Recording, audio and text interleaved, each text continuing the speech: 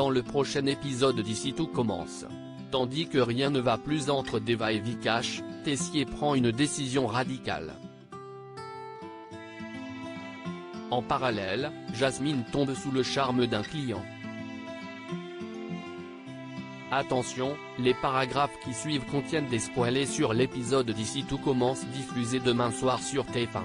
Si vous ne voulez rien savoir, ne lisez pas ce qui suit. Vendredi 25 mars dans Ici tout commence. Rien ne va plus entre Deva et Vikash. Deva découvre avec stupeur que le potager de Souleyman a été saccagé.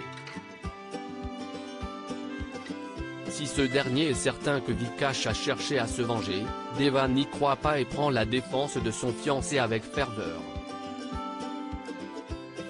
Le fils Myriel tente bien de lui ouvrir les yeux en précisant qu'il n'est pas celui qu'elle croit mais sans succès. Mis au courant de la bagarre qui a eu lieu entre Vikash et son fils, Antoine fait comprendre à Deva qu'il serait préférable que son fiancé ne vienne plus la voir à l'institut. Bien qu'il ne l'accuse pas d'avoir détruit le potager, le proviseur lui rappelle en revanche qu'il n'a rien à faire dans l'établissement car il n'est pas élève ici. Cette histoire étant allée beaucoup trop loin, Deva fait part à Vikash de la décision du proviseur. Quand elle le blâme pour s'en être pris au potager, il jure qu'il n'aurait jamais fait un truc pareil. Furieux, le jeune homme l'accuse de l'avoir trompée mais également de ne plus avoir de respect pour elle et sa famille. Le ton monte alors entre les futurs mariés et une dispute éclate. Au moment où Vikash l'empoigne, elle le somme de la lâcher sur le champ. Réalisant son erreur, il lui demande pardon. Dans la mesure où elle ne reconnaît plus son fiancé, Deva se confie plus tard à Kelly. En plein doute, elle comprend qu'il n'est pas forcément celui qu'elle pense. Lorsque Kelly l'interroge pour savoir si elle veut toujours se marier avec lui, Deva répond qu'elle ne sait plus. Plus tard, Souleyman confie à son père combien cela le rend dingue que Deva s'entête à vouloir se marier avec Vikash. Antoine a beau lui rappeler que c'est son choix, Souleyman pense qu'elle va être malheureuse et gâcher sa vie. Tandis qu'il aimerait que son fils prenne un peu de distance avec cette histoire, celui-ci refuse de l'écouter.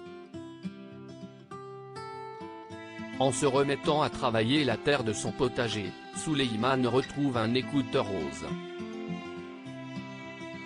En fin de journée, Vikash rejoint Souleyman.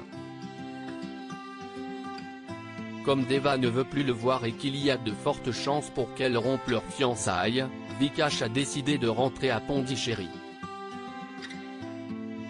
Après l'avoir félicité d'être parvenu à retourner le cerveau de la jeune femme, Vikash explique ce qu'il va se passer une fois que les parents de Deva apprendront pourquoi le mariage est annulé. Soit ils la ramèneront en Inde de force, soit ils la rejetteront pour être sortie avec un autre homme que son futur mari.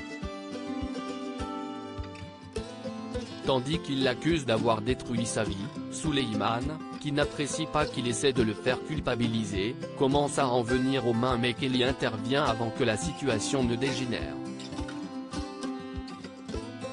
Par la suite, Zoé se rend au potager et se met à la recherche de l'écouteur qu'elle a perdu. En la voyant faire, Souleyman lui rend l'objet. Même si elle reconnaît que c'est elle qui a saccagé les lieux, Souleyman accepte de garder le secret car tout le monde pense que c'est Vikash. Il lui demande donc de ne rien dire. Tessier prend une décision radicale. L'ambiance est toujours tendue entre Célia et Salomé. Tandis que cette dernière aimerait repartir sur de bonnes bases, la fille Xac accepte à condition qu'elle admette qu'elle a été trop loin en disant que Théo méritait d'être viré du menu de Pâques. Seulement, Salomé n'a pas le temps de répondre car Charlène vient récupérer son set de pâtisserie. Célia en profite alors pour lui demander pourquoi son père a viré Théo. Sans hésiter, elle répond qu'il a fait cela uniquement pour l'embêter. Plus tard, Salomé profite que Tessier passe en cuisine pour lui dire qu'elle se retire du menu de Pâques. En effet, elle n'entend pas participer à sa petite vengeance contre son fils. Toutefois, Emmanuel l'enjoint à remballer son ego de diva et la somme de reprendre son travail en cuisine. Puisque Salomé maintient sa décision, Tessier nomme Greg comme responsable du menu. Seulement, le fils de Lobel décline à son tour. Certain que Célia a ligué tous les élèves contre lui, Tessier prend une décision radicale et annule le menu de Pâques. En fin de journée, Célia rencontre Rose et lui rapporte les véritables raisons qui ont motivé la décision du directeur concernant le menu de Pâques. Bien qu'elle sache pertinemment que c'est une mission impossible, Célia sollicite son aide pour qu'elle le fasse changer d'avis. Rose promet donc de voir ce qu'elle peut faire. Jasmine tombe sous le charme d'un client, c'est le grand jour.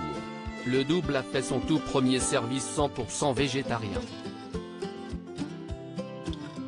Yasmine et Anaïs sont un peu stressées mais la chef Listrac est confiante puisque leur menu donne envie. Cependant, les deux jeunes femmes ont une pression supplémentaire car le restaurant affiche complet. Lors du service, un client, qui est venu spécialement pour le classique d'Auguste Armand, se plaint que la carte soit entièrement végétarienne. Jasmine tente de le convaincre de prendre un autre plat à la carte mais sans succès. Alors qu'il menace de parler à un responsable, Achille, un client assis à la table d'à côté, intervient. Venu lui aussi déguster les plats iconiques de la maison, il l'incite à essayer la nouvelle carte. À force d'arguments, le client finit par céder et commander. À la fin de son service, Jasmine croise Achille et le remercie pour son aide. Le courant passant plutôt bien entre eux, le jeune homme invite Jasmine à le tutoyer, ce qu'elle accepte le sourire aux lèvres. De passage dans la région, Achille aimerait qu'elle lui conseille quelques restaurants végétariens. Comme il n'en existe pas vraiment, elle lui propose plutôt de venir tester les options végétariennes du Douglas. Il indique donc qu'il reviendra le lendemain avec plaisir. Visiblement sous son charme, Jasmine s'en réjouit.